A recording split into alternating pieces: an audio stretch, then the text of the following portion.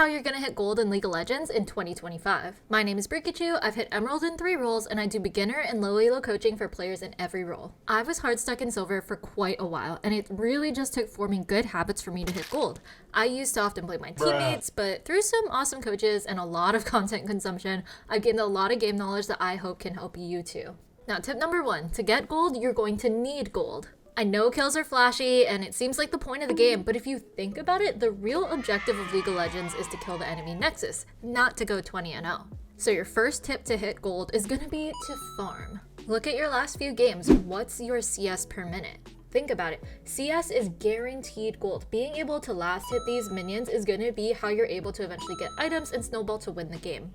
Now, how do you do that? First things first, and it's probably the most boring, go into practice tool and just spend like 5 minutes practicing last hitting minions on the champions that you play. I've played League of Legends for more than 8 years now, and I still miss a ton of cannon minions. I literally have a cannon command in my stream, and I've missed apparently over 1,000. So I will be the first one to tell you that going into practice tool is never a waste of your time.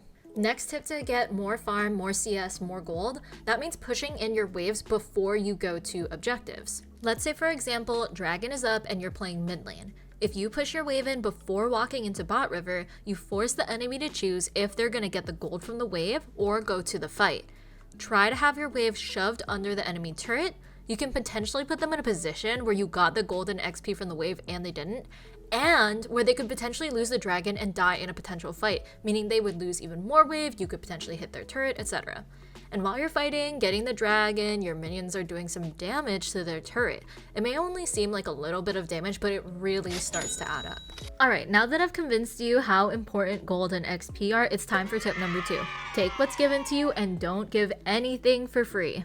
League of Legends is all about give and take. It's kind of like chess. You want to sacrifice some pieces so that you can have a bigger plan and get even more in return. Let's look at 2 different scenarios. Scenario number 1, the enemy Yorick takes 2 turrets because no one went top to match him. Your team gets nothing in return, and now you have to worry about him bopping your inhib for the rest of the game. Now let's compare that to scenario number 2. The enemy Yorick takes 1 turret while your team wins a fight and gets Baron.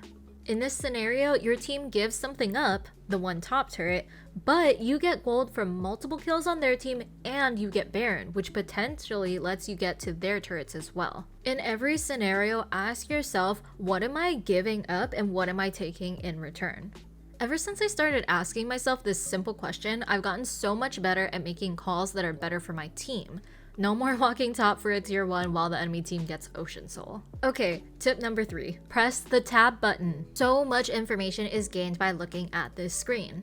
In particular, you want to look at items and bounties. Who on their team has a shutdown?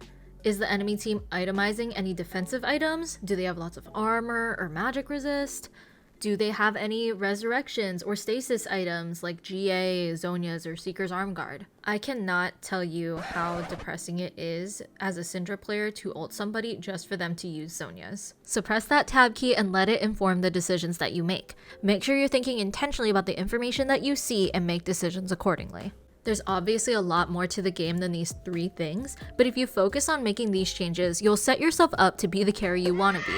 In 2025, I'll be teaching you everything I know about League, so if you haven't yet, make sure to like this video and subscribe to this channel for more League of Legends tips. Also follow me on Twitch as well, where I answer all your League of Legends questions live on stream. I'll see you guys in the next video.